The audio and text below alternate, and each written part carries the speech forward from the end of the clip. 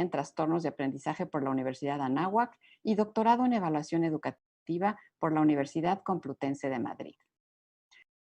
El doctor José Jacobo Gómez encabeza el Departamento de Investigación Educativa del Instituto Politécnico Nacional. Cuenta con una amplia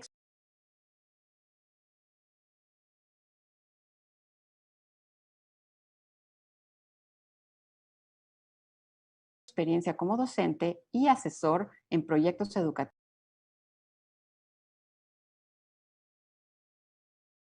en México y Argentina. Es autor del libro La irrupción inesperada, las tecnologías de información y comunicación en los procesos de enseñanza en la educación. Es licenciado en Ciencias de la Educación, maestro en Ciencias Sociales por Flaxo México y doctor en Ciencias Sociales por Flaxo Argentina. El doctor Melchor Sánchez Mendiola es coordinador de la Coordinación de Universidad Abierta, Innovación Educativa y Educación a Distancia de la UNAM. Tiene una larga trayectoria en docencia e investigación en educación médica. Es médico pediatra por la Universidad del Ejército y Fuerza Aérea, fellow en investigación clínica en el Instituto Tecnológico de Massachusetts, maestro en educación en profesiones de la salud por la Universidad de Illinois en Chicago y doctor en educación en ciencias de la salud por la UNAM. Pues muy bien, sin más, comencemos con nuestro panel. En esta sesión tendremos 2 rondas de participación por parte de nuestros panelistas y seguidas por un periodo de preguntas y respuestas para responder a las inquietudes de la audiencia que nos está observando. Muy bien, pues en la primera ronda me gustaría invitar a nuestros panelistas a compartir con nosotros su experiencia con las modalidades educativas como punto de partida para la discusión. La necesidad de repensar las modalidades educativas no es un tema nuevo, pero ha adquirido renovada importancia ahora con la pandemia. Entonces, cuéntenos, ¿qué modalidades educativas operaban en sus instituciones? ¿Cómo esa experiencia les sirvió para responder ante la necesidad del distanciamiento social? ¿Y qué hicieron para dar continuidad académica durante la pandemia? Comencemos con la doctora Diana Galindo. Mil gracias, Pati. Me da mucho gusto estar con mis compañeros panelistas y sobre todo continuar con los trabajos de la RIE 360, que de verdad me han parecido excepcional ejemplo de colaboración entre las universidades. Y bueno, pues creo que a diferencia quizás de algunos de mis compañeros, la Universidad de Anáhuac, su filosofía educativa siempre se ha distinguido por una educación presencial.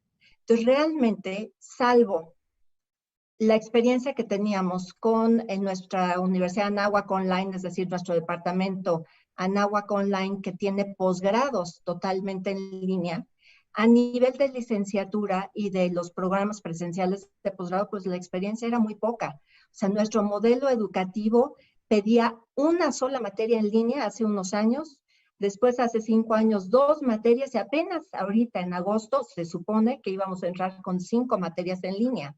Entonces yo les puedo decir que tal vez un 10% de los maestros tenían experiencia con educación formalmente en línea, entendiéndolo en el sentido total de la palabra.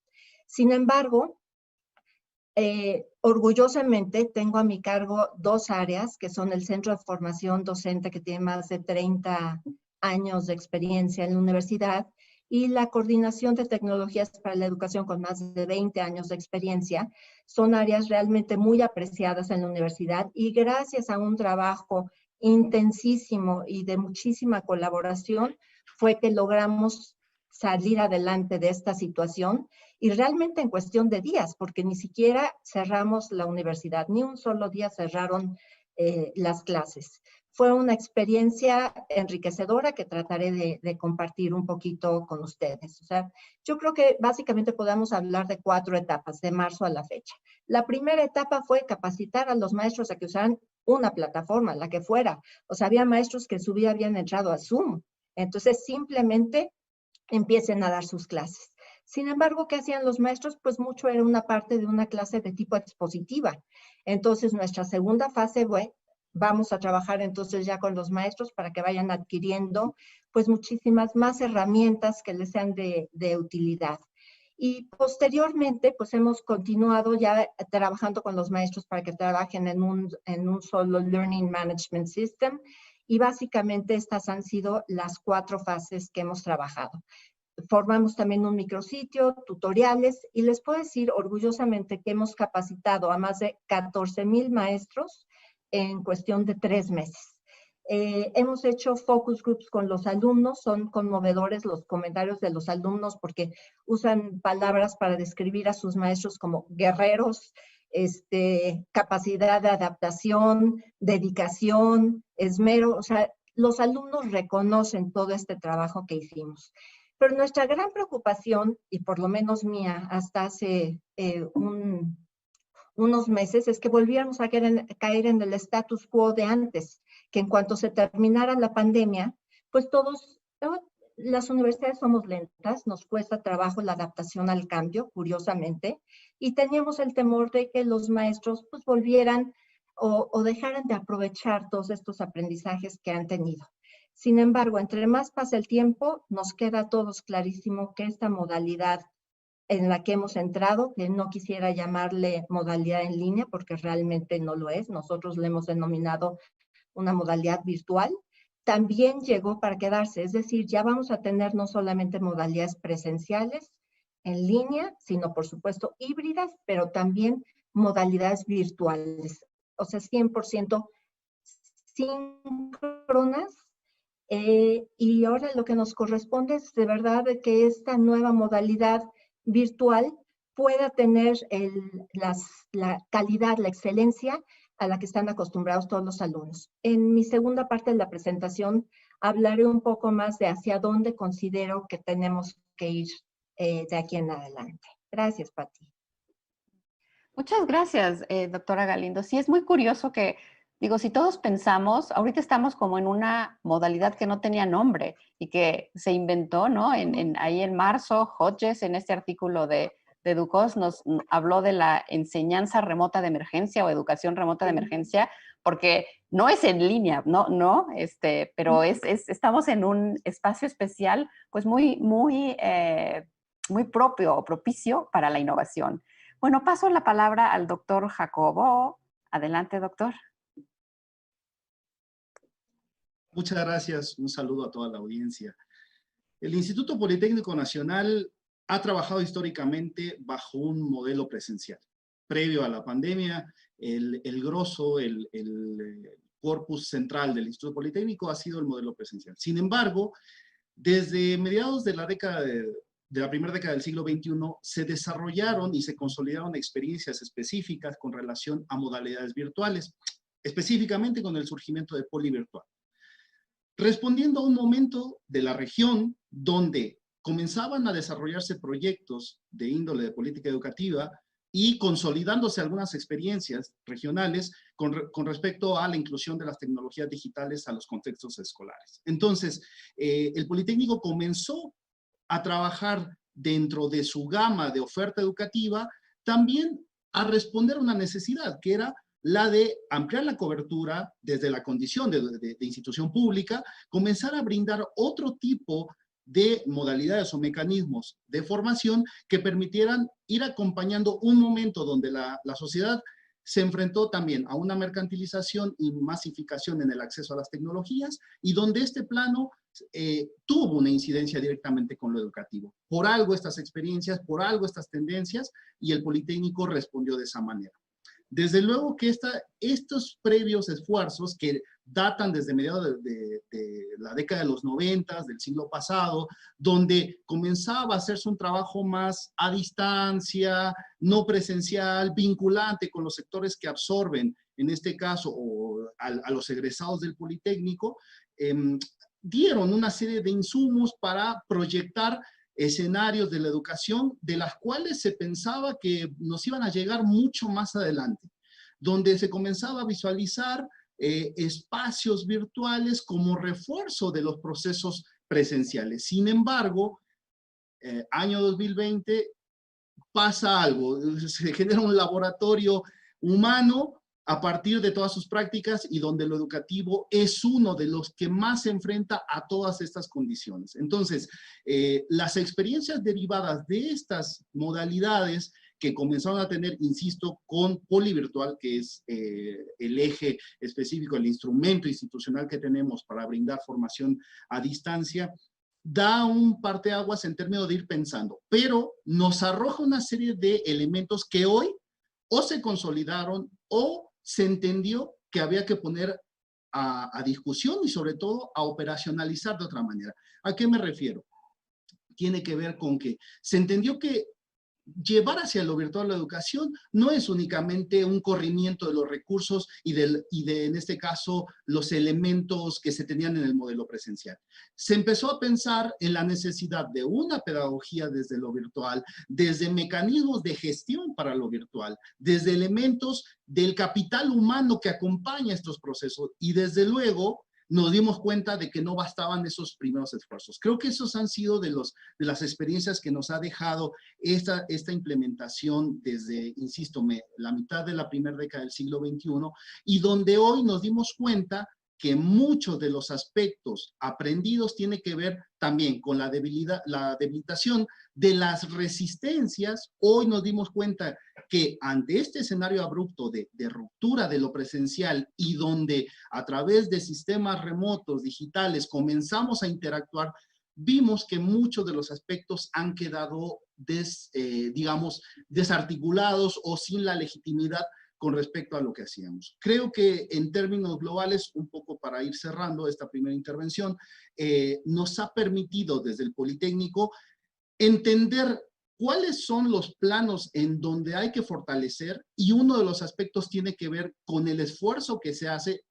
Yo pertenezco al Centro de Formación de Maestros, a la Dirección de Formación e Innovación Educativa del Instituto Politécnico Nacional, en donde somos los responsables de la formación de los docentes. Y entonces entendimos que esa formación dista únicamente de posicionar recursos y procesos técnicos del uso de las plataformas, si no van acompañados de un modelo pedagógico relacionado con lo virtual, de una metodología específica, de la alternancia en donde se convierte este proceso de paso entre lo presencial a lo digital.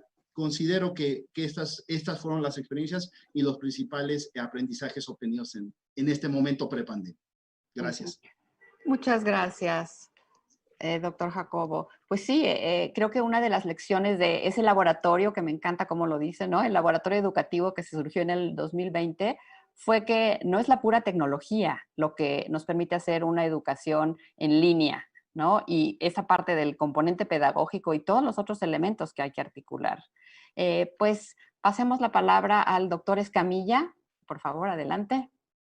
Muchas gracias, Pati, y a todos por estar aquí presentes y a los que nos están viendo en YouTube y por televisión.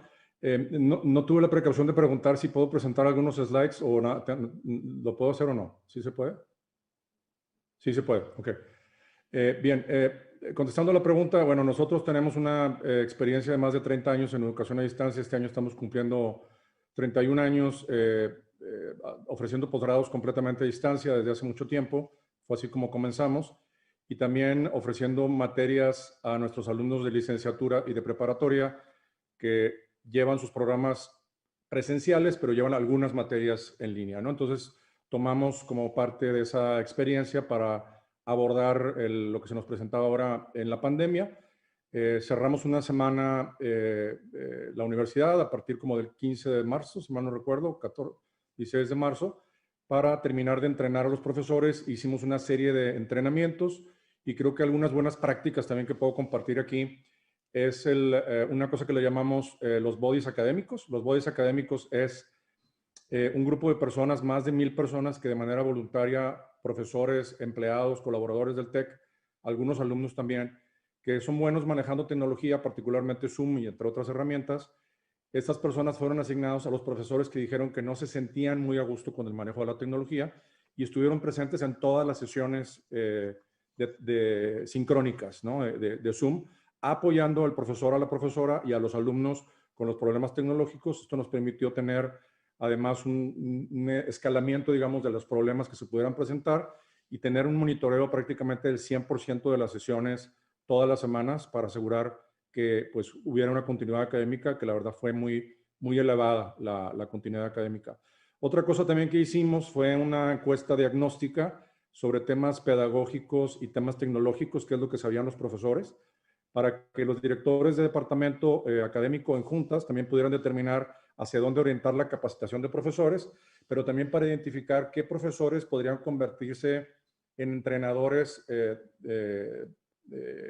como pares, ¿no? De otros profesores que no tenían el mismo nivel en ciertas herramientas tecnológicas o en ciertos aspectos pedagógicos. Y luego, por último, quiero aquí compartir un poquito la pantalla, una presentación. Ahí se debe estar viendo en la pantalla. Buscamos cómo también continuar con lo mayor posible con, si me permiten usar esta palabra, la oferta de valor de la universidad a distancia. Entonces, no solamente fue la continuidad académica, que es el cuadrito que está ahí en su versión 2.0, que es ya la más avanzada, que no es la primera que hicimos en marzo, sino una más avanzada, sino también actividades culturales, deportivas y artísticas y de grupos estudiantiles de los alumnos, que se llama Liderazgo y Formación Estudiantil en el TEC. Eso es LIFE, es el acrónimo LIFE. Y Life at Home ofrece esas actividades a distancia para los estudiantes, más de 1,200 actividades. Cuida tu mente es un grupo de cursos, sesiones de apoyo y sesiones con expertos, psicólogos alrededor del tema del burnout y de la salud mental, no solamente de los estudiantes, también de los profesores y colaboradores, así como de las familias de nuestros estudiantes, que también fue parte de la oferta. Boost Your Skills es actividades académicas adicionales, particularmente con nuestra alianza con Coursera y con edX, estamos ofreciendo a nuestros estudiantes la posibilidad de tomar cursos de manera gratuita en estas plataformas. Ahorita ya solamente en Coursera. En verano, cuando empezó el receso de verano, teníamos alrededor de 6,000 inscripciones de alumnos por semana, lo que habla también pues de que ante la imposibilidad de salir de vacaciones, había que buscar alguna manera de estar haciendo esto. Beneficios de valor del TEC, esto habla pues de que ofrecimos a los padres de familia de nuestros estudiantes también descuentos en casas comerciales que tenemos ya para nuestros empleados y profesores del TEC, además del programa de apoyo que como muchas universidades, un programa de apoyo financiero que como muchas universidades ofrecimos. Y luego también actividades de vinculación comunitaria donde los estudiantes desde sus casas, sin ponerse en riesgo su salud, podían continuar trabajando, haciendo cosas de trabajo comunitario, ¿no? De manera voluntaria, lo cual también da un sentido de propósito durante este encierro. Para este semestre de agosto y diciembre preparamos un modelo que es online, en línea y también es híbrido. Ese modelo lo llamamos HighFlex Plus, que es híbrido, es flexible porque la parte híbrida se puede volver online y el Plus es porque incluye Life at Home, Build Your Skills y Cuida tu Mente. Desgraciadamente los semáforos no nos han ayudado para poder arrancar con la parte híbrida de ningún campus. Estamos en la espera de que se alineen todas estas estrellas. Pero una cosa también muy importante que creo que es una buena práctica es que nosotros les preguntamos a los profesores si querían dar clases presenciales o no, y se respetó solamente a los que dijeron que sí querían para incluirlos en este proyecto, y también a los estudiantes. Entonces hicimos el encuadre para poder lograr que profesores y estudiantes que sí deseaban estar presencialmente se programaran estos cursos de manera híbrida. Como dije, no se pudieron dar de manera híbrida y ahora se están dando de manera flexible. Entonces, con esto me detengo aquí para continuar con el panel. Muchas gracias, doctor Escamilla.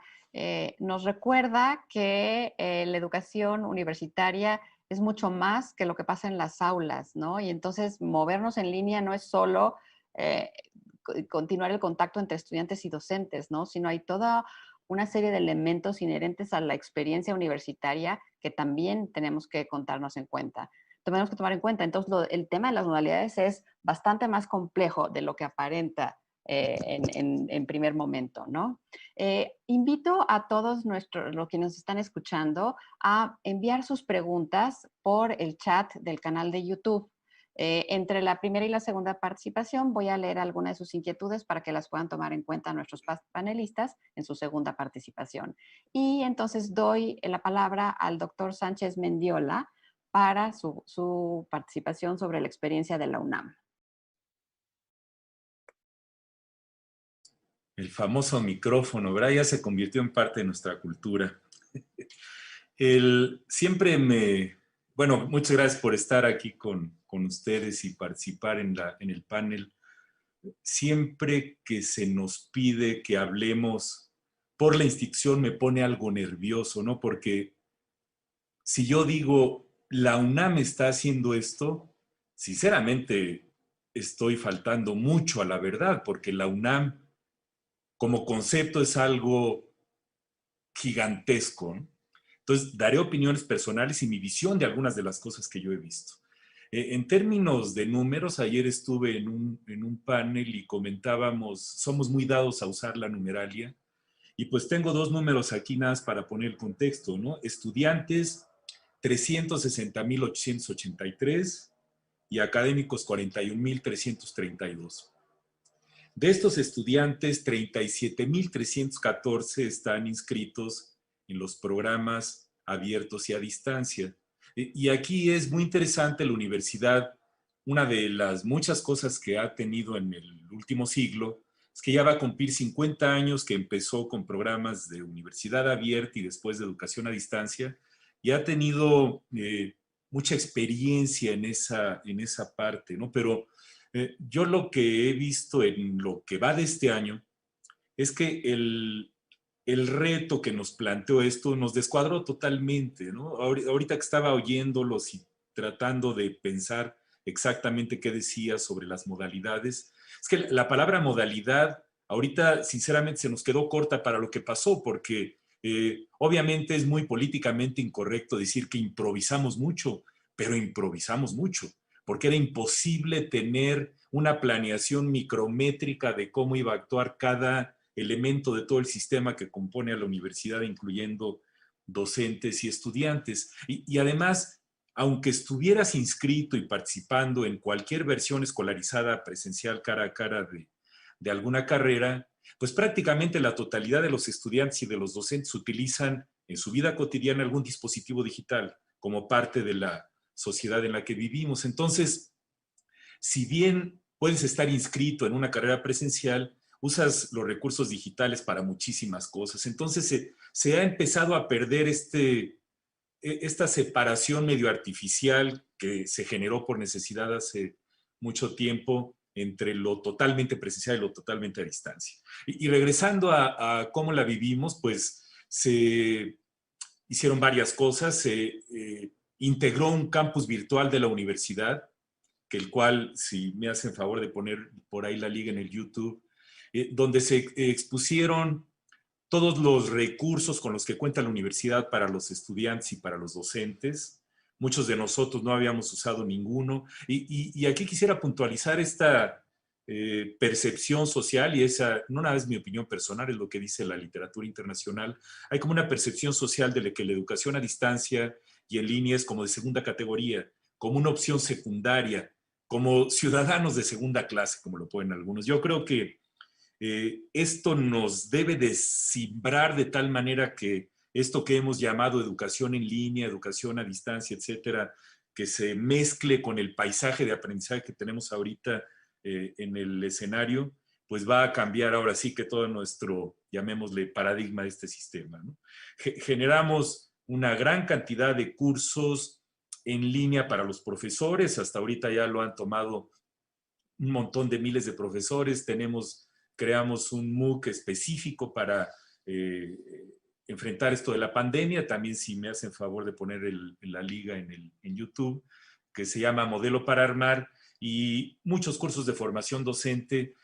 Y además cada escuela y facultad, como la universidad es tan grande, han hecho una serie de actividades internas, ¿no? Por eso cuando digo que ha hecho la UNAM, es que ha hecho toda la UNAM. Y para finalizar, el señor rector en el mes de junio, cumplió una de las cuestiones que había planteado a fines del año pasado, de hacer una reestructuración importante dentro de la universidad y crear la nueva dependencia en la que tengo el honor y el placer de estar, de la Coordinación de Universidad Abierta, Innovación Educativa y Educación a Distancia, donde se combinó todo lo que teníamos de evaluación educativa, innovación educativa, con la educación a distancia para poder enfrentar el nuevo reto.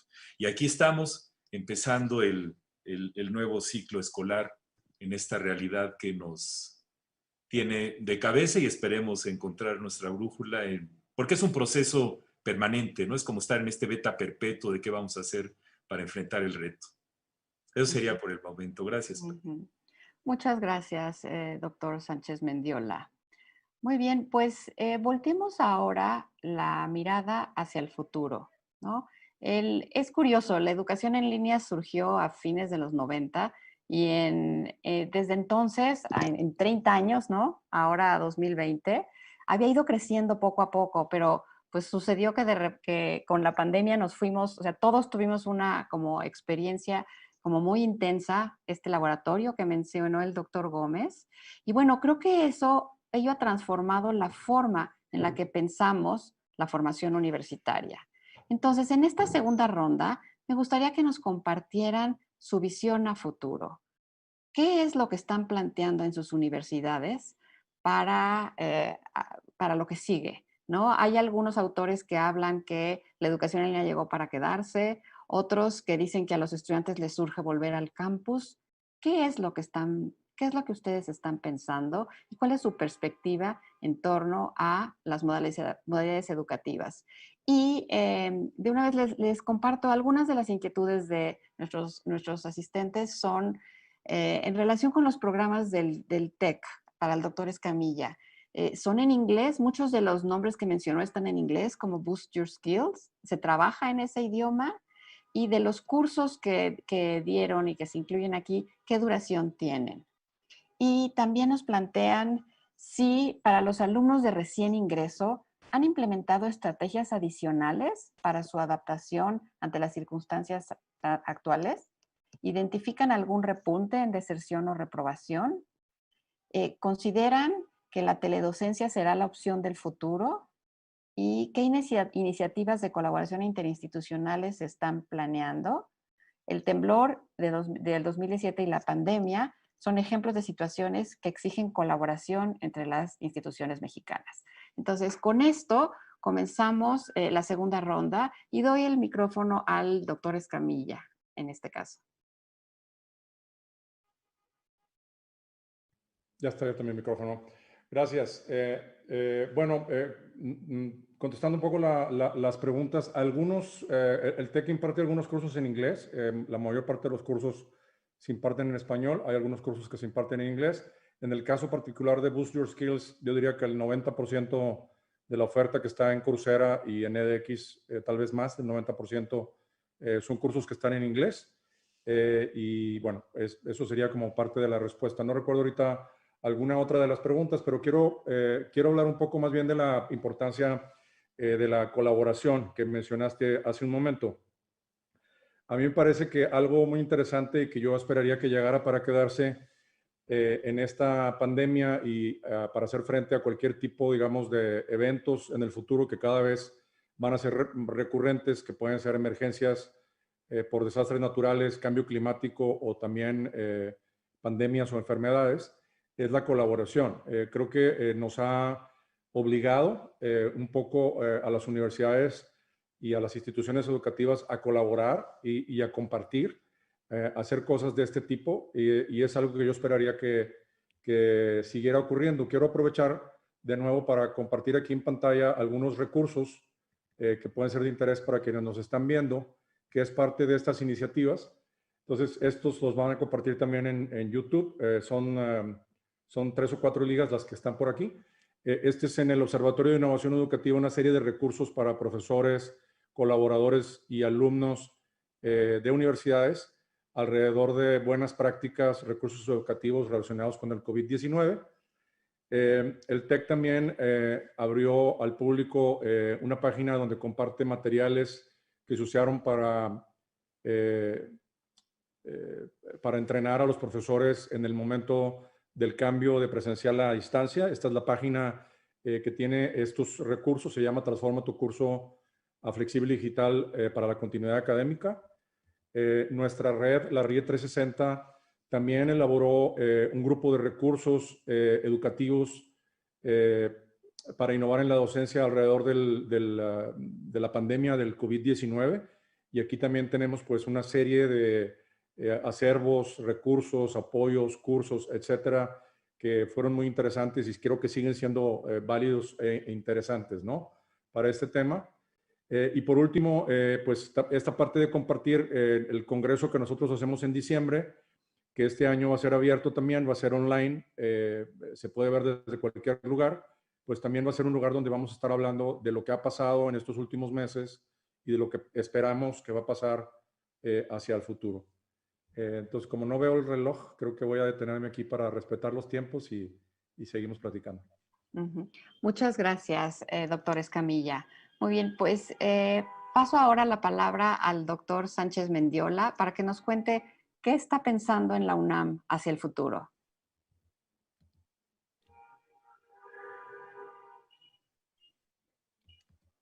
Micrófono. El micrófono. Sí. Siempre decimos el micrófono. Regreso al comentario que hice hace unos minutos ahorita que dijiste qué está pensando la UNAM. Es concebir a la UNAM como un ente, como un sistema adaptativo complejo que ha alcanzado tal complejidad que es capaz de pensar por sí misma. Yo lo que diría es no estamos todavía ahí, pero lo que sí es un hecho es que el 100% de los estudiantes y de los docentes de la UNAM están viviendo este reto de una manera como lo está viviendo el resto de la nación, yo creo que, y del mundo, ¿no? Uno de mi comentario inicial en esto del futuro, que siempre es incómodo tratar de predecir el futuro, es que la universidad representa una lente, llamémosle biopsia, perdón el término médico, de lo que es la sociedad mexicana y como tal tenemos toda la problemática que tiene la sociedad mexicana, una gran cantidad de estudiantes y docentes que tienen, es difícil decir tener o no acceso a internet a pesar de que sea derecho constitucional, pero el mensajito ese que nos aparece a cada rato de internet inestable ya también se convirtió en el pan nuestro de cada día, ¿no? Ojalá ahorita que estamos haciendo todos nuestro mejor esfuerzo por proveer la tecnología y toda la conectividad que se requiere para los estudiantes, la universidad tiene una serie de proyectos que salieron en los medios en estos días, el proyecto PC Puma, estudio de movilización de los estudiantes para ver qué tan cerca están de los espacios donde podemos brindarle acceso a la red Wi-Fi, y proyectos municipales, estatales y nacionales de acceso a la red inalámbrica. Yo creo que parte del reto futuro que debemos de luchar es no estar pensando si voy a tener aire que respirar o luz o electricidad para prender la luz, sino también la conectividad para poder optimizar todo este reto de la educación a distancia, ¿no? Y parte de los retos que yo visualizo es que sí tenemos que reflexionar sobre qué queremos decir con esto de tecnología.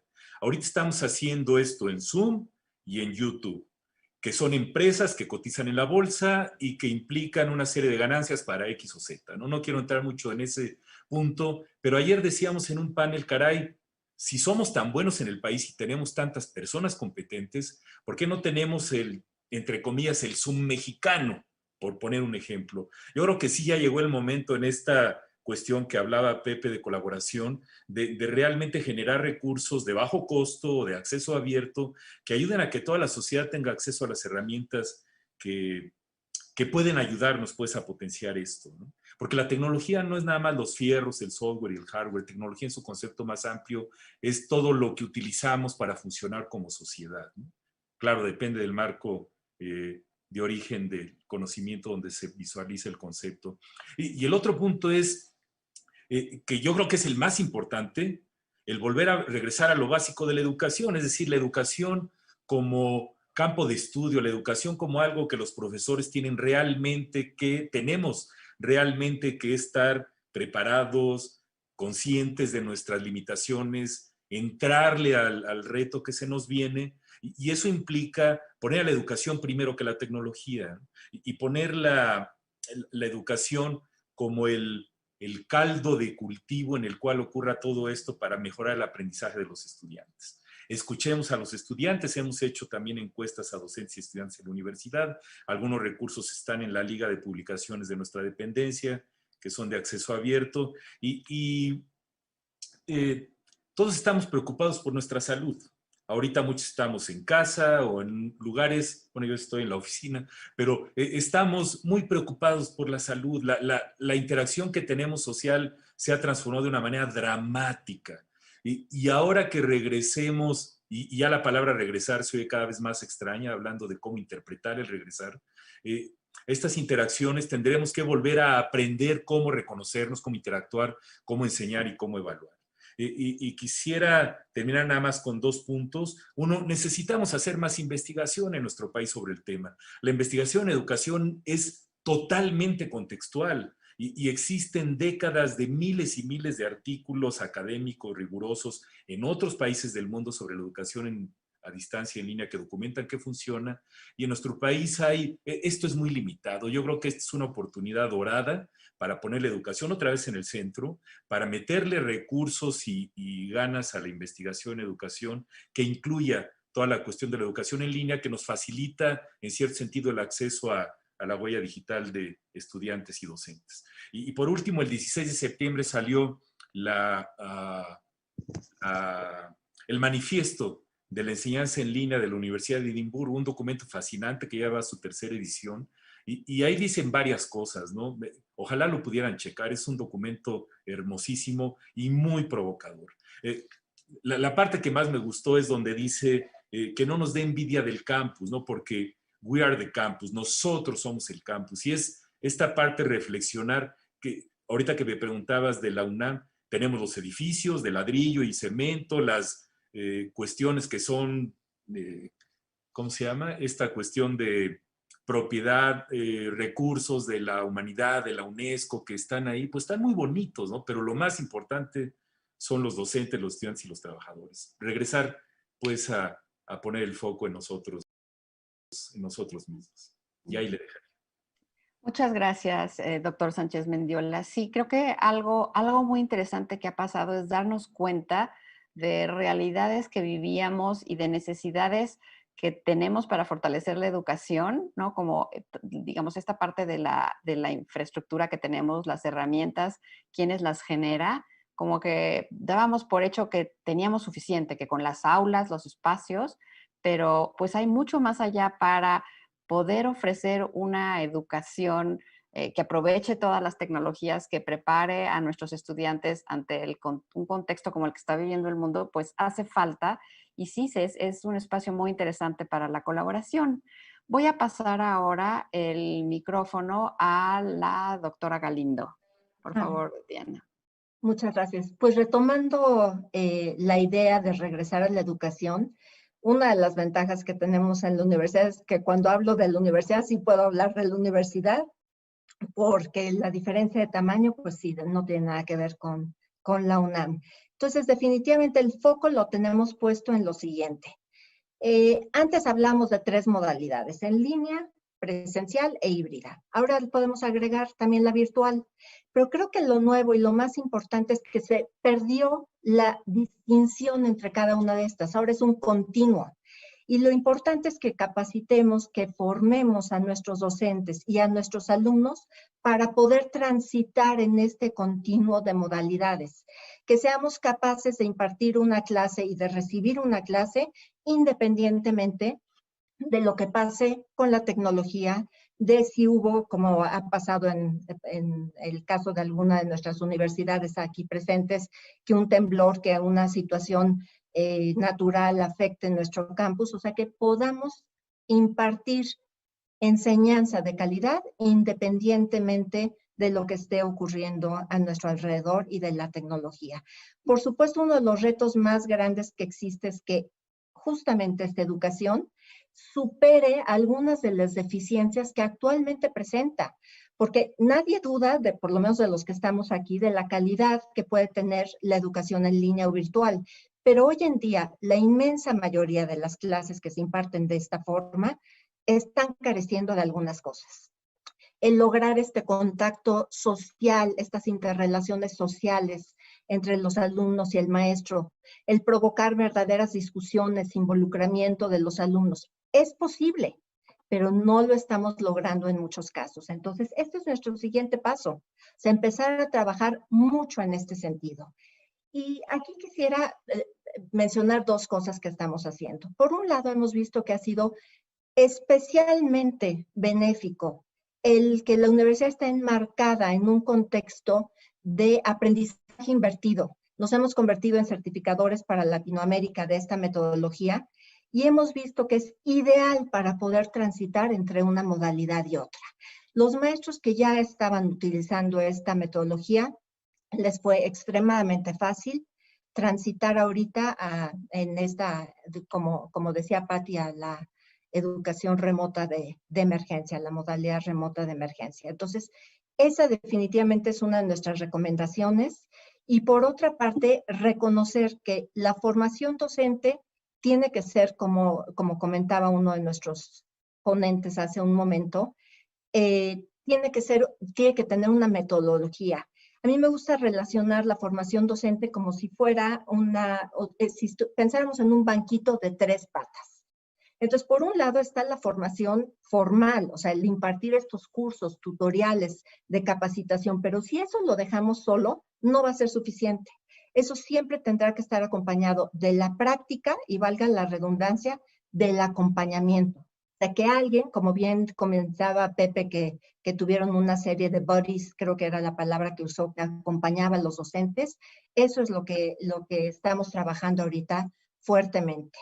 Y pues, por último, creo que el reto más importante para todos nosotros y para el país en general y para el mundo es, pues si seguimos con este tipo de educación, porque la pandemia no sabemos para cuándo se va a acabar, cómo lograr mayor equidad.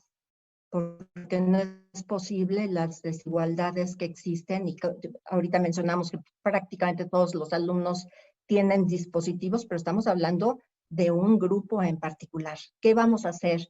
¿Cómo vamos a colaborar para ir disminuyendo los problemas de equidad que existen ahora más que nunca con este tipo de educación? Gracias. Gracias, doctora Galindo. Sí, pues es un reto y es un reto para las modalidades que en sus orígenes tenían esta función de equidad, ¿no? Los primeros cursos a distancia surgieron para brindar acceso a quienes no podían asistir a la escuela. Pero ahora, dado que la educación a distancia es en línea, el problema de dar acceso a quienes no tienen acceso a las tecnologías necesarias para conectarse se abre de nuevo. Entonces, ¿qué va a pasar con la equidad, no? Ese es un aspecto muy interesante. Pues para concluir la segunda ronda de participaciones, doy la palabra al doctor Gómez. Adelante. Muchas gracias. Hoy el IPN perfila igual un modelo híbrido, un modelo alternante. ¿Por qué? Porque está respondiendo a una inquietud que ha surgido y que creo que lo hemos discutido en este momento. Nos hemos dado cuenta que la presencialidad también tiene un peso sustantivo que a lo mejor habíamos dejado un poquito de lado. ¿Por qué? Porque muchas de las tendencias nos hablaban de este posicionamiento de la educación más hacia esquemas virtuales, de acuerdo a los sectores que rodean o que demandan una respuesta de la universidad. Pensemos en todos los sectores, desde lo social, lo laboral, lo cultural, etcétera, etcétera. ¿Sí? Se iba pensando hacia ello. Y el instituto hoy está tomando la experiencia de sus carreras en línea, de su oferta académica en línea, con relación a esos insumos que ha dado. ¿Cuáles son esos insumos?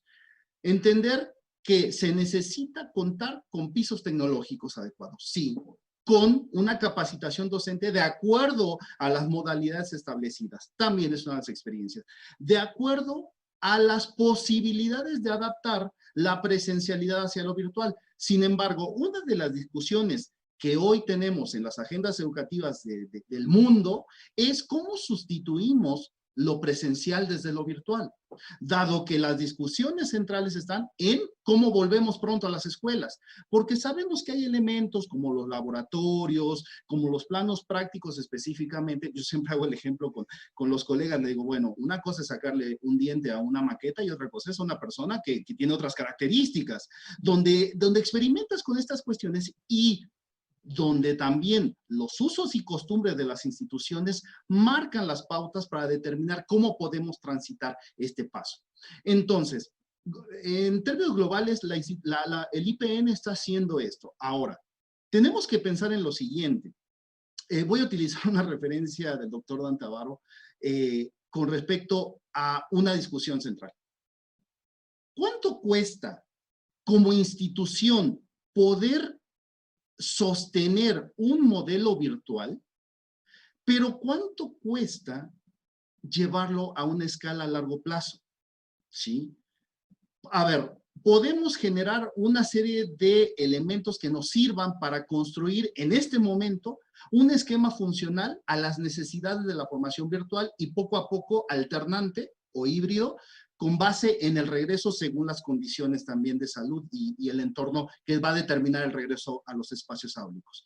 Sin embargo, estamos en las condiciones de poder sostener esos modelos con respecto a calidad, pertinencia, objetividad, relación con los entornos y cómo también las figuras internas que sustentan el contrato pedagógico, estamos hablando de docentes, alumnos, directivos y entornos que rodean, están adaptados y están en condiciones de poder ir cambiando ese chip en términos de la relación en cómo lo estamos planteando.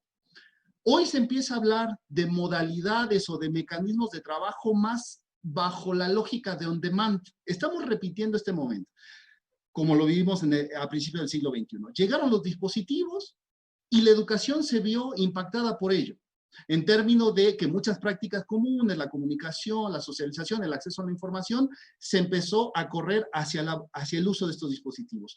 Hoy, en esta lógica de on demand, de bajo demanda, se habla de una tedificación de la universidad, de una moquización de la universidad, metiendo estos elementos de los MOOC, de estas metodologías tipo pláticas TEDx, que todos hemos visto alguna de ellas, ¿no? En donde son elementos que están soportando estas respuestas emergentes a las necesidades que nos planteó la ruptura de la presencialidad con esta condición. Bueno, aquí el punto, y eso desde el instituto, es lo que estamos pensando a partir de rescatar las voces de los alumnos, de los docentes, de las figuras centrales, es si estamos en las condiciones para entender y para formarnos en un plano que responda a esas condiciones y no caer en los problemas, por ejemplo, de los MOOC, de esta lógica embudo, que entran muchos y salen muy poquitos, ¿no? Como lo refiere Reich o algunos de los autores que hablan sobre estos puntos, ¿sí? Donde, ahora, esos poquitos están respondiendo al perfil de formación. Esa es una de las discusiones principales. Otro, si nos vamos a la lógica de TED, de las charlas TEDx, tenemos la capacidad ya construida de generar procesos dialógicos efectivos que permitan la objetividad y la pertinencia del desarrollo curricular con base en las necesidades, otra vez, de todos estos agentes que le piden a la universidad elementos muy específicos, que van desde el Vox Populi hasta las grandes organizaciones y la política educativa, pasando por todos los demás elementos. O vamos a caer en los mismos errores, o esta Netflix educación, ¿no? Perdónenme, me enredé ahí por querer hacer una palabra nueva. En términos de, ok, tengo mis recursos, yo lo puedo ver mi clase en el momento que quiera. Desde luego que son formas de aprender. Ahora, podemos acompañar ya, esos son los elementos que estamos discutiendo. Y un poco para cerrar esta participación, ¿no? Quisiera dejar algunas preguntas también para la audiencia y creo que las podremos seguir discutiendo en otro momento. Por un lado es, ¿Qué están haciendo nuestras instituciones? Cada uno pienses en el contexto que está. ¿Qué están haciendo nuestras instituciones para adaptarse rápidamente a un modelo esquema de operación que permita tomar decisiones y resolver los problemas que deriven de esta toma de decisiones? Y retomando a Latour, quiero cerrar con estas dos preguntas. ¿Qué de lo que hacíamos antes estamos dispuestos a dejar en el pasado? ¿Y qué de lo que no hacíamos quedará instalado de aquí en adelante? Aunque ese de aquí en adelante no sabemos cuánto dure. Gracias. Muchas gracias, doctor Gómez. Híjole, nos hizo poner los pies en la tierra, ¿no? Porque sí, es muy fácil hablar de vamos a pasar a la educación virtual, a la educación en línea, pero hay muchos aspectos que tenemos que replantear y hay, digamos, detrás de la operación actual de las universidades, pues hay esquemas económicos, administrativos, organizacionales, y no es tan fácil como decir, nada más vámonos a la educación en línea, ¿no? Hay que realmente transformar toda la universidad. Muy bien, pues ahora pasemos a la interacción primero entre ustedes y luego con el público. Entonces, los invitaría a cada uno de ustedes a hacer una pregunta a otro panelista y al panelista a quien le pregunten a contestarla en 1 minuto para poder empezar a ver cómo contrastan las ideas que nos han presentado. Entonces, no sé quién quiere comenzar, doctor Melchor Sánchez Mendiola. Sí, bueno, no es de opción múltiple, ¿verdad? Bueno, no.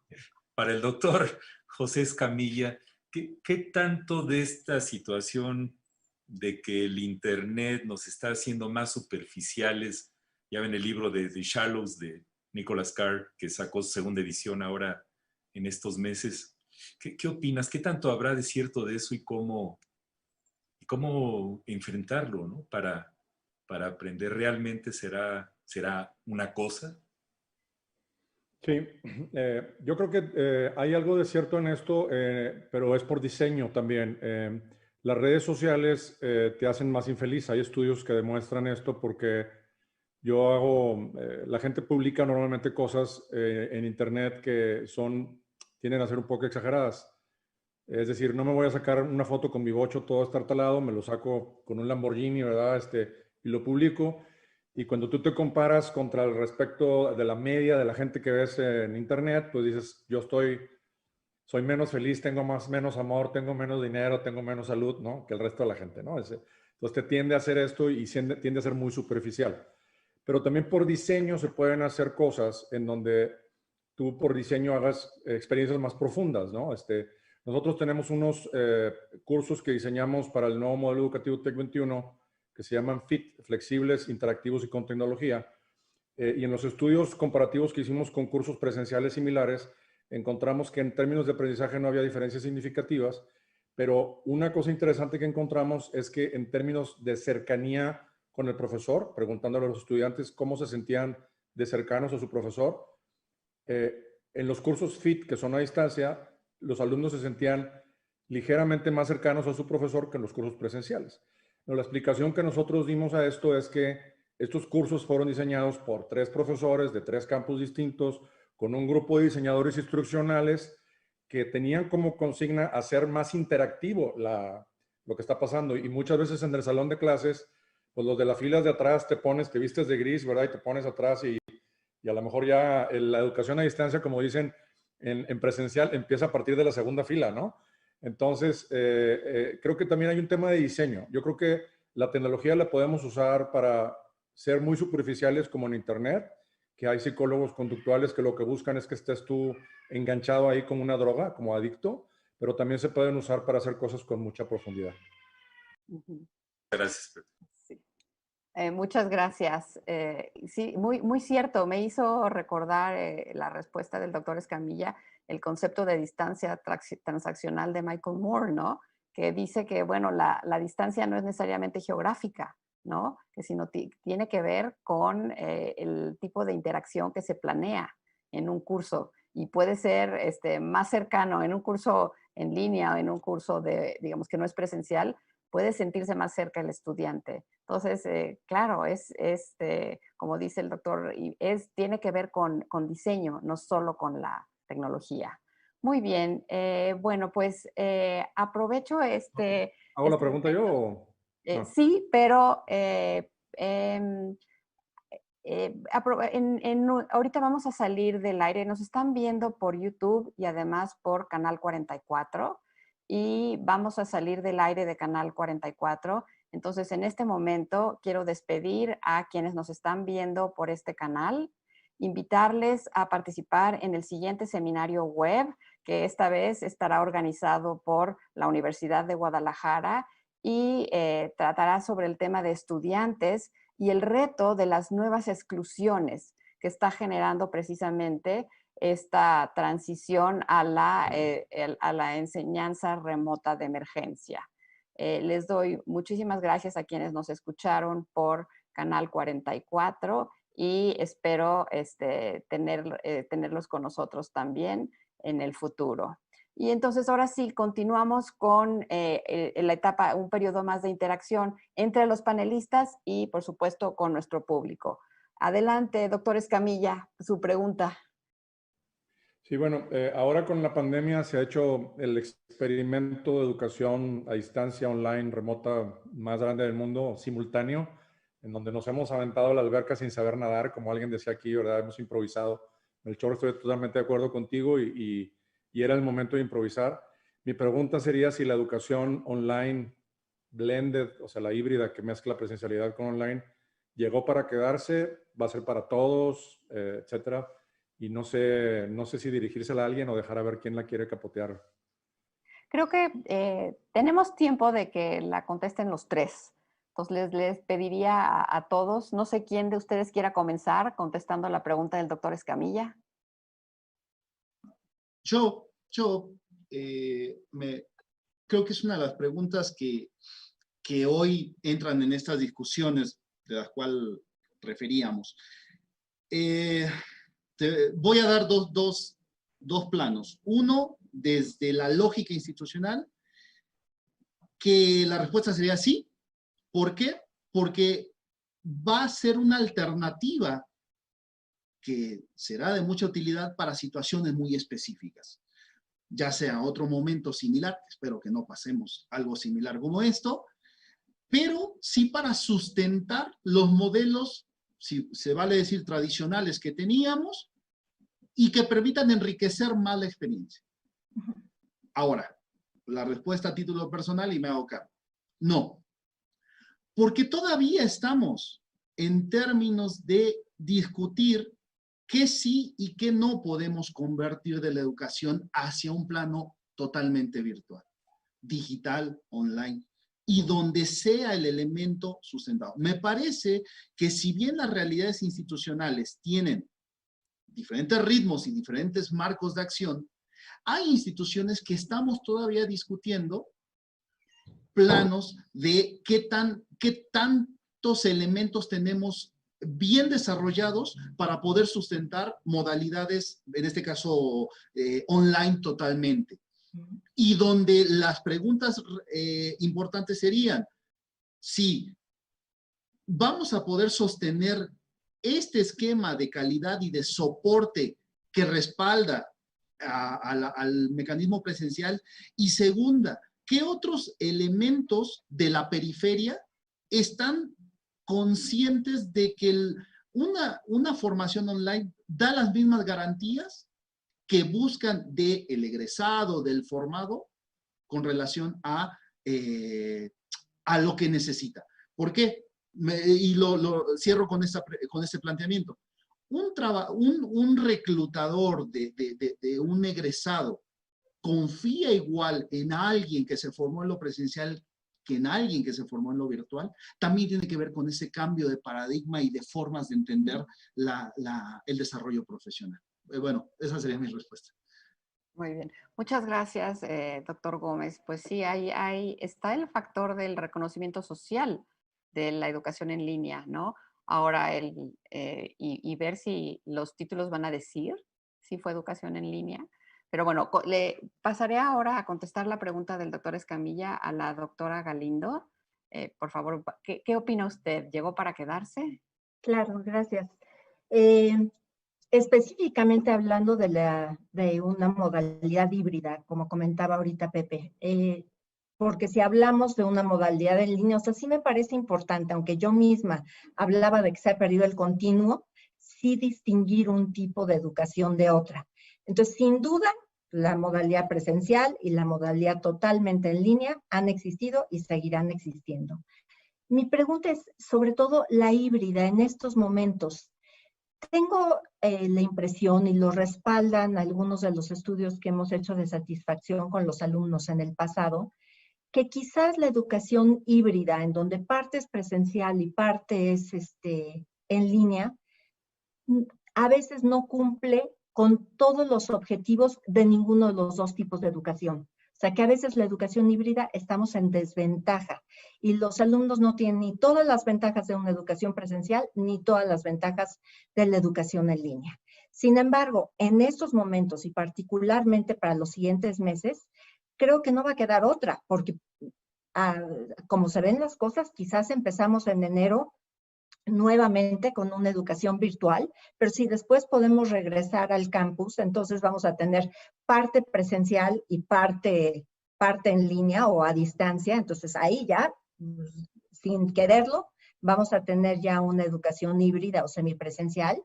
Y por otro lado, seguiremos teniendo todos estos grupos de alto riesgo, en donde vamos a tener alumnos que sí van a poder estar en el campus, pero otros que no. Entonces tenemos que empezar a ver cómo vamos a manejar esta situación y por supuesto podemos tener la clase presencial con una parte de los alumnos y lo demás en streaming, pero yo me pregunto si los alumnos viendo clases en streaming realmente van a tener las mismas ventajas. Vuelvo a lo mismo, no van a tener ni la totalidad de las ventajas de una educación en línea, ni la totalidad de las ventajas de una educación presencial. Entonces, me pareció muy relevante esta pregunta, específicamente dirigida a la educación híbrida. Esta es la que más me cuestiono e insisto, no nos va a quedar de otra en los siguientes meses, pero a futuro sí tendremos que trabajar mucho más en esta si es que se continúa, porque creo más bien que esta nueva modalidad virtual, en donde podemos tener clases, digamos, presenciales, pero a través de una pantalla, puede presentar más ventajas que una modalidad híbrida como tal. Y retomando un poquito lo que decía ahorita Jacobo, de la opinión de los empleadores, de si van a tener el mismo concepto de la calidad de educación que reciban los alumnos en estas modalidades, pues me parece que estamos enfrentando ahorita un cambio radical. O sea, hace un año, sin duda, nadie hubiera pensado en tener nuestro trabajo desde casa. O sea, siempre era lo mismo, pensar que alguien trabajando desde casa igual no iba a tener la misma calidad en su trabajo. Y ahorita todos lo hemos comprobado que sí se puede hacer en la mayoría de los casos. Y creo que la actitud de la sociedad en general está cambiando en el mismo sentido, que pronto no va a haber diferencia. O sea, realmente si tomaste la clase de una forma, de otra forma, con tal de que la hayas tomado con ciertos requisitos de calidad y tú hayas hecho lo que te corresponde como alumno, no va a haber ya esas distinciones. Eso es lo que nos ha traído de las cosas buenas o positivas que están saliendo de esta situación. Uh-huh. Muchas gracias, doctora Galindo. Sí, digo, es muy interesante que nos recuerda que cada modalidad tiene sus ventajas y sus desventajas y funciona para personas con necesidades particulares, ¿no? Uh-huh. Los que quieren asistir al campus, los que pueden y quieren, y quienes por responsabilidades sociales, familiares, laborales, prefieren no ir. Entonces, cada modalidad también tiene sus usuarios particulares, ¿no? Uh-huh. Bueno, doy la palabra al doctor Sánchez Mendiola para contestar la pregunta del doctor Escamilla. Bueno, ya fue respondida. No se cree. Yo diría que cuando nos decimos si llegó para quedarse, yo primero me preguntaría, pues es que nunca se fue. O sea, la educación en línea a distancia como modalidades han estado desde hace mucho tiempo y por una serie de factores estaban así como la Cenicienta, así medio en algún lugar, ¿no? Y algunas de las observaciones que hicieron ahorita, si yo dijera, me dejo que me opere el tumor cerebral un neurocirujano que solamente hizo la especialidad en línea, pues ahorita diría que no. Depende mucho de los campos del conocimiento, depende de las metas exactas de cada carrera, ¿no? Y ahorita hablando de educación superior nada más, ¿no? Sí, porque por ejemplo el kinder hacerlo virtual sí está alucinante nada más de pensar en eso, ¿no? Pero regresando al punto, yo hice la maestría en educación en profesiones de la salud en Estados Unidos en el año 2003. Fue totalmente a distancia, asincrónica. Yo era jefe de terapia intensiva de niños de un hospital grande.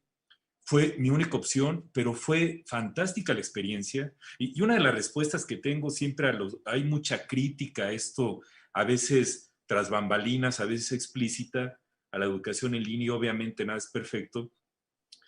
Pero cuando les preguntas, bueno, ¿lo has vivido? Es que si no lo has vivido, o a lo mejor te tocó vivir una experiencia de educación a distancia o en línea inapropiada, si uno no lo vive y pone lo mejor de uno para tratar de gozar, disfrutar y sacarle jugo a la experiencia, es muy difícil, es decir, es muy fácil criticar, pero es muy difícil internalizar el concepto, ¿no? Y ahí tengo el diploma en casa de ustedes, donde dice la maestría, Universidad de Illinois en Chicago, en ningún lado dice que es a distancia, en ningún lado. Para la universidad, en términos de reconocimiento, el documento que se me dio fue el mismo que se les da a los que lo hacían cara a cara, ¿no? Entonces, esto me trae esta premisa también, que yo creo que la principal lección de la pandemia es cuestionarnos todas nuestras premisas, ¿no? Desde lo que implica regresar.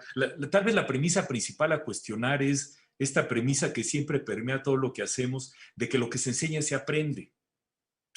Esa premisa está totalmente demostrado que es falsa y lo visualizamos y lo vivimos y lo externalizamos como que fuera una correlación perfecta de 1 a 1 y ni en los estudios originales de Bloom, es decir, nadie tiene un tutor individual de todo el conocimiento, ¿no?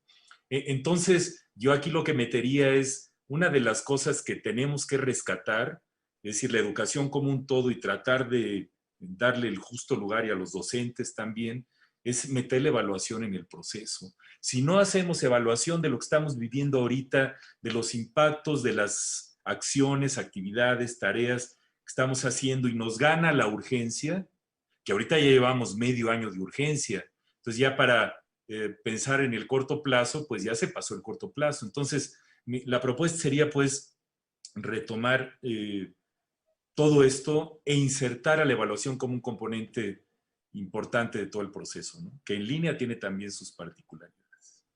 Pati, si me permites agregar algo muy breve, nada más. Sí, claro que sí, adelante, Pepe. Me hacía reflexionar ahorita, Melchor, porque primero creo que damos la educación presencial como buena porque es presencial y en realidad sabemos que hay de educación presencial a educación presencial, hay de un curso de posgrado a un curso de educación continua que te cuenta pues las horas en las que estás sentado, ¿verdad? Y no necesariamente hay una evaluación. Hay muchos tipos de educación presencial. Hay universidades de muy alto prestigio, hay universidades pues de medio pelo y no muy buenas. Y lo mismo ocurre en educación a distancia. O sea, hay muchos tipos de educación a distancia. Pues también no se puede hablar en la generalidad, ¿no? Creo que también tenemos que hablar en lo particular. Y quiero hacer notar ahorita lo que decías del neurocirujano online, pues yo tampoco me operaría, la verdad. Pero creo que las profesiones médicas tienen mucho énfasis en la evaluación de las competencias porque hay vidas humanas de por medio y muy pocas otras áreas del conocimiento en las universidades profundizan tanto en esa parte de la evaluación de los aprendizajes. Nos quedamos en aprendizajes más teóricos o más repetitivos, ¿verdad? Que verdaderamente evaluar las evidencias de que la persona tiene la competencia para realizar una tarea. Y eso es un tema creo muy interesante también para explorar tanto en presencial como en la distancia en términos de evaluación. Muy cierto, doctor Escamilla. Hay preguntas que aplican a todas las modalidades. Y voy a dar ahorita la palabra a la doctora Diana Galindo para que nos le haga su pregunta a otro de los panelistas. Y díganos a quién, y le pediría al panelista que la conteste en 1 minuto. Por favor, adelante. Pues igual la dejaría abierta y en realidad no es mi pregunta, sino estoy retomando lo que mencionaba Jacobo hace 1 minuto que me pareció sumamente interesante de ¿A qué estamos dispuestos las universidades a dejar? Y quizás no es a qué estamos dispuestos, sino qué tendríamos que dejar después de esta experiencia que hemos vivido. Y pues la dejo abierta para cualquiera de los panelistas o el mismo Jacobo, que ya seguramente lo ha pensado. Sí, queridos panelistas, ¿qué opinan? ¿Qué estaríamos dispuestos a dejar? En un minuto, díganos desde sus instituciones. O tendríamos que dejar. O tendríamos. Bueno, yo voy a decir okay. un outlier. Perdón, adelante. Primero el doctor Gómez y luego el doctor Escamilla. Bueno, no hay problema, perdón. Un minuto. Las resistencias que quedaron sin legitimidad. Tenemos que dejar de lado estas cuestiones donde siempre hay que esperar verticalmente los elementos para enfrentarnos a ello. Esos son los puntos que tenemos. Platicábamos offline con Patti hace unos días y le decía, tengo docentes que se dieron cuenta que en su casa tenían peor conectividad que en la institución.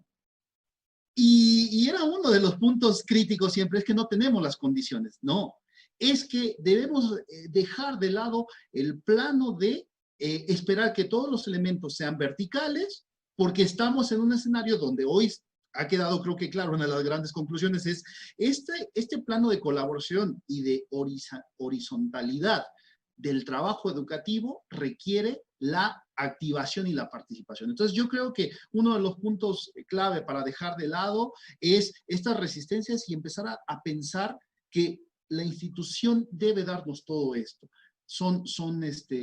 Creo que es uno de los puntos. Hay muchos otros, pero seguramente podemos discutirlos en otro momento. Gracias, doctor Gómez. Doctor Escamilla, adelante.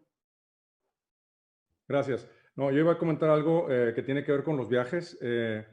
Leí un artículo que todos los viajes de investigadores en las universidades del mundo equivalen a la mitad de la huella de carbono de todo el Reino Unido, 50% de la huella de carbono. Entonces creo que algo que posiblemente deberíamos de buscar a renunciar, tal vez no es a todos, pero a un porcentaje importante de los viajes, reducir gastos y reducir la huella de carbono.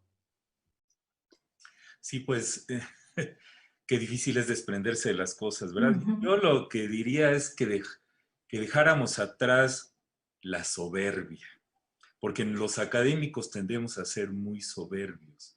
Y no es por generalizar, pero ayer estábamos en otro panel donde hablé de la onfaloskepsis, ¿no? Onfaloskepsis, que es la contemplación del propio ombligo, que se puede utilizar en términos de yoga y de algunas cuestiones místicas de reflexión, pero que al final del día es estarse viendo nada más lo mismo. Y somos muy, sobre todo cuando te subespecializas y te dedicas en la línea de investigación, le das vueltas y le das vueltas y le das vueltas, pero la apertura de levantar la vista hacia afuera, eso nos ha faltado. Entonces, y perdón, la palabra soberbia se oyó muy fuerte, déjenme usar un término más elegante, la nostalgitis imperfecta profunda, en la cual pensamos que todo lo anterior fue bueno y que no hay nada, que los que están llegando ahorita son unos millennials que no entienden las exigencias del trabajo. Caray, ellos son los que les está tocando vivir esto, los están entrando ahorita a la universidad, pongámonos en los zapatos de ellos y ellas, de lo que están viviendo, de llegar a la UNAM y que se les dé una recepción virtual, ¿no? Y esa parte que hubo, algunas de las preguntas que comentaban de la socialización, pues es una parte que está afectando a todo el planeta y que todavía no sabemos qué va a pasar, ¿no? Pero el impacto en términos de depresión, la cuestión socioafectiva está siendo devastador, ¿no? Reflexionen sobre cómo está cada una de nuestras familias sobrellevando esto y la resiliencia que hemos tenido que acumular en estos meses y los que faltan. Ahí le dejo. Yo quisiera agregar ahí nada más, retomando lo que han dicho, lo que yo quisiera y me parece indispensable que dejemos y que sé que además es un sueño, por lo menos en este momento, pero es la actitud de rechazo al cambio que existe muchas veces por parte de los académicos en las universidades. Creo que los que estamos en centros de formación docente, o sea, cualquier cosa nueva que se plantea es inmediatamente un rechazo. ¿Pero por qué cambiar? Pero esto no va a servir. Y Ahora, pues esta experiencia a todos nos ha forzado a cambiar de un día para otro. Y nos hemos dado cuenta que lo podemos hacer. Entonces, eso es lo que yo quisiera que dejáramos atrás. Ese rechazo al cambio tan marcado, yo digo, todos los seres humanos lo tenemos, pero tan marcado en las universidades en general. Muchas gracias, doctora Galindo. Sí, creo que una de las lecciones que nos deja la pandemia es que la innovación ya es como la nueva normalidad, ¿no? Tenemos que estarnos transformando porque pues el mundo ya no es estático, ¿no? Nos ha demostrado que muchas de las cosas que dábamos por sentado ya no son así, ¿no? Entonces bueno, le falta una pregunta al doctor Jacobo. Adelante, doctor Jacobo. Gracias. La pregunta es muy, muy concreta para los panelistas y también para la audiencia en términos del papel que juegan en sus instituciones. ¿Cuáles son los pasos generados desde las instituciones, cada uno de sus instituciones, para la formación docente en el uso pedagógico de las tecnologías digitales, desde su potencial y sus limitantes, para el desarrollo de modalidades formativas virtuales? ¿Sí? O sea, el foco está en cuáles son los pasos hacia la formación pedagógica del uso de las tecnologías. Esa es la pregunta. Uy, doctor, nos hace una pregunta que sería tema de todo un seminario. ¿Quién la quiere contestar en un minutito para que pasemos a las preguntas de nuestra audiencia? Pues a mí sí me gustaría retomar lo que comentaba yo hace unos minutos. Creo, en primer lugar, por ejemplo, hablo de mi propio caso. Tenemos un área de tecnologías de la educación y un área de actualización y formación docente. Esto ya no es concebible. O sea, ya están totalmente entrelazadas. Pero ¿qué tenemos que hacer? Es enmarcarlo dentro de un modelo y lo que decía yo de las tres patitas del banco. O sea, primero una formación de tipo más formal, pero tiene que estar siempre acompañada de práctica y de acompañamiento. Perdón por la redundancia.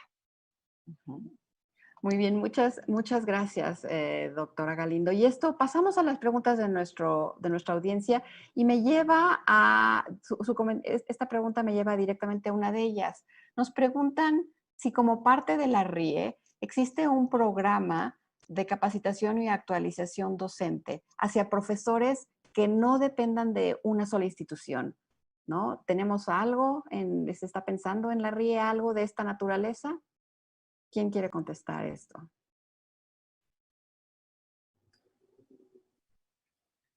Bueno, siempre hemos estado pensando en muchas cosas, ¿no? En términos, y uno de los retos gigantescos es lograr la colaboración en los hechos, ¿no? Una de las cosas que comentábamos en el panel de ayer era, caray, si no es ahora, ¿cuándo, no?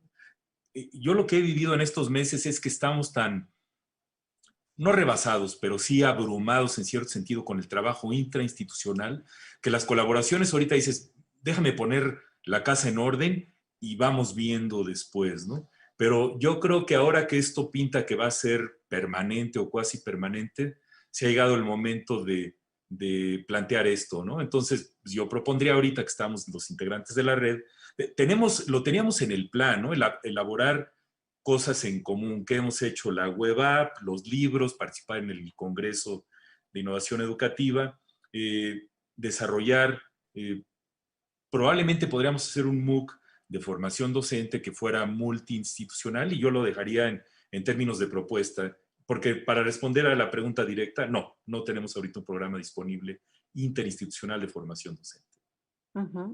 Claro, gracias, doctor Sánchez Mendiola. Lo que tenemos es que en el sitio de la RIE, rie360.mx, juntamos los recursos que todas las instituciones implementaron para su formación docente. Entonces, están disponibles para los docentes de cualquier institución, pero sí, efectivamente, entonces no hay un esfuerzo institucional. Me gustaría, entonces, otra de las preguntas tiene que ver con el compromiso de los estudiantes hacia la autogestión y hacia el autoaprendizaje en los tiempos de confinamiento, ¿no? Nos preguntan si se han medido en sus instituciones este compromiso de los estudiantes. Y yo lo vincularía con otra de las inquietudes en cuanto a la deserción o reprobación, el impacto de este movimiento hacia la enseñanza remota de emergencia en deserción o reprobación, ¿no? ¿Quién nos quiere contestar, dar alguna opinión de estas inquietudes? Es una pregunta compleja y difícil, ¿verdad? Bueno, tomo la posta. En el instituto se han realizado ejercicios locales de las unidades académicas, pero también un poquito más globales con respecto a investigaciones que se han desarrollado desde diferentes sectores del instituto. Se han obtenido algunas evidencias sobre cuáles son las características en términos de autogestión, de regulación, de autoaprendizaje, ya desde hace un tiempo, y bueno, siempre han marcado estos factores que juegan en torno a la percepción sobre los recursos, sobre el propio acompañamiento, sobre la formación, y bueno, ese tipo de cuestiones se tiene alguna evidencia. Creo, y me sumo a los comentarios de este panel, es momento de ya llevar esos resultados a un plano de que permita tomarse decisiones con respecto a qué podemos hacer. La pregunta realmente tiene diferentes, digamos, diferentes miradas. ¿Por qué? Porque tenemos tanto las miradas, digamos, escépticas que dicen que el estudiante hoy, por estas características del multitask, de la velocidad en la que navegan en los diferentes espacios, ya no es capaz de generar esa parte de la gestión autónoma, de la formación autónoma. Y hay otras voces que dicen, el problema está en que tampoco se les desafía intelectualmente. Entonces, cuando las actividades se sustentan en un desafío intelectual, se nota una mejor participación, se nota una activación en términos de buscar respuesta. Si el estudiante ve vinculación con su proximidad, si el estudiante encuentra también esta relación dialógica de la que hablaba, que va más allá de construir una comunicación, sino de entender cómo está percibiendo y sintiendo el proceso formativo, capaz que ahí se tienen algunas evidencias desde la literatura de que este podría ser el camino. Me parece que esa sería una de las evidencias que hemos podido observar desde el instituto, pero creo que aplica para la discusión educativa. Uh-huh. Claro. Digo, no, porque hablamos cuando está planteada la pregunta de qué pasa con el compromiso de los estudiantes, pero como nos dice bien doctor Gómez, ese compromiso también surge de lo que planteamos nosotros, los docentes y la institución, ¿no? ¿A qué les estamos invitando a comprometerse? ¿No? Y es una reflexión muy interesante porque cuando los teníamos en el aula, pues estaban sentados y los veíamos. Y como reconoció creo que el doctor Escamilla y también el doctor Sánchez Mendiola, asumíamos que por estar ahí sentados estaban aprendiendo, pero no sabíamos necesariamente qué tan comprometidos estaban escuchando realmente lo que el docente les estaba diciendo o era simplemente estar cumpliendo con el hecho de estar sentados en el aula, ¿no? Entonces, ahora es como muy evidente que solo a través de la actividad, de lo que ellos hagan en sus casas, con los recursos que tienen, es como lograrán los aprendizajes, ¿no? Y aprovecho esto para pasar a la siguiente pregunta, en cuanto a cómo compensar la ausencia de contacto presencial, ¿no? Así está planteada la pregunta de nuestro público, articulando recursos tecnológicos, desarrollando habilidades a distancia, considerando las debilidades, sobre todo las debilidades del entorno en el que están los estudiantes. ¿Qué es lo que podemos hacer? ¿Quién quiere contestar esta pregunta? Adelante, doctora Galindo y luego doctor Sánchez Mendiola. Gracias. Ha sido difícil, justamente es de lo que hemos estado hablando. El semestre pasado hubo mucha improvisación, en este momento ya debe de dejar de haberlo. Y Creo que lo que pasa es que tenemos que cambiar un poco el esquema en la que concebimos nuestras clases, los propios docentes. Cuando organizamos una clase, siempre pensamos nada más en un antes, durante y después. O sea, ¿qué les voy a dejar de lectura previa a la clase? ¿Qué vamos a hacer en la clase? ¿Qué les voy a exponer? Si estamos hablando de una clase más expositiva tradicional. Y después, ¿cómo los voy a evaluar? Ahorita creo que tenemos que cambiar este marco de referencia para pensar en un mix, como en un cóctel de cómo vamos a, o sea, qué porcentaje y en qué momentos tiene que haber la participación del docente, pero en qué momentos también tenemos que subdividir en grupos de trabajo y en qué momentos tenemos que hacer también que los alumnos sean los que expongan dentro de la clase. Por otra parte, al contrario, yo creo que hoy más que nunca las nuevas tecnologías, todas estas herramientas, apps maravillosos que han surgido, permiten muchísima interacción entre los alumnos y hacia el maestro, involucramiento, pero es aprender a usarlas bien, porque también vemos que los alumnos se están quejando de que me meten de todo. O sea, quieren usar Kahoot para todos, los maestros quieren usar 10 cosas diferentes que a lo mejor no manejan, ya no sean mareados con tantas actividades. Entonces, es lograr el mix perfecto de lo que vamos a hacer como docente, pero lograr este involucramiento y participación de los alumnos con todas estas herramientas maravillosas que existen hoy en día, hasta en algo tan sencillo como Zoom, que podemos subdividirlos en grupos, ponerlos a trabajar, estar entrando a cada uno de sus grupos para ver qué están haciendo y lograr una colaboración. Muchas gracias, doctora Galindo. Y para cerrar, doctor Sánchez Mendiola.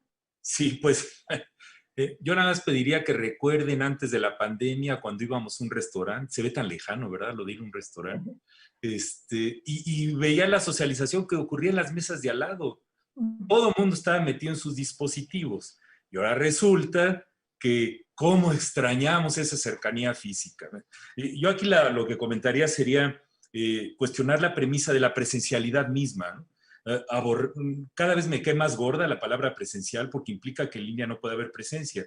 Y uno de los modelos más usados, el de Garrison de Canadá, que habla de presencia cognitiva, pedagógica y socioafectiva, pues ponele en el escenario, y de eso hay muchísima evidencia publicada, de que en línea se puede lograr una presencialidad que a veces es más profunda y duradera que en la cara a cara o física. Entonces, yo creo que vivimos en un mundo en el que cada vez estos límites están más borrados y lo que sí es importante, y regresando a este prejuicio que tenemos de que la tecnología elimine el humanismo, la tecnología puede servir para aumentar el humanismo en la experiencia educativa, ¿no? Y ahí le dejaría.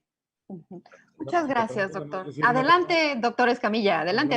Es una frase que no es mía, creo que lo dijo alguien de Stanford, es la distancia física no equivale a la distancia social, no necesariamente. Entonces, hay una diferencia, hay que hacer la diferencia entre distancia física y distancia social. Sí, lo que pasa es que decimos educación no presencial. Entonces ya el ponerle el no antes de presencial implica que todo lo que hacemos a distancia o en línea no hay presencia. Estas cuestiones tan contundentes tenemos que ir madurando el lenguaje para poder comunicarlas mejor. Sí, creo que es un excelente momento para cerrar nuestro panel con la idea de que al hablar de modalidades tenemos no solo que repensar estas, sino que hay muchos otros conceptos sobre los cuales tenemos que reflexionar, ¿no?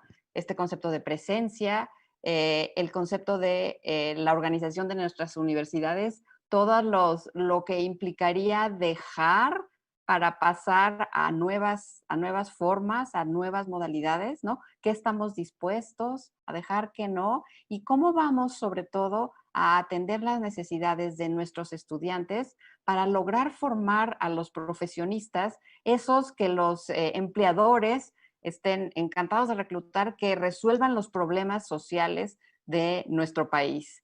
Y bueno, con esto cerramos este panel. Agradezco mucho a quienes nos siguieron por el canal de YouTube. Les invito a participar al siguiente seminario web de la RIE, que será realizado el 29 de octubre y tratará sobre las condiciones de los estudiantes universitarios para la formación integral. los retos para abordar las nuevas exclusiones. Agradezco muchísimo la participación también a nuestros panelistas y les deseo muy buena tarde. Hasta luego. Gracias. Chao. Que estén bien. Hasta luego. Muchas gracias. Adiós.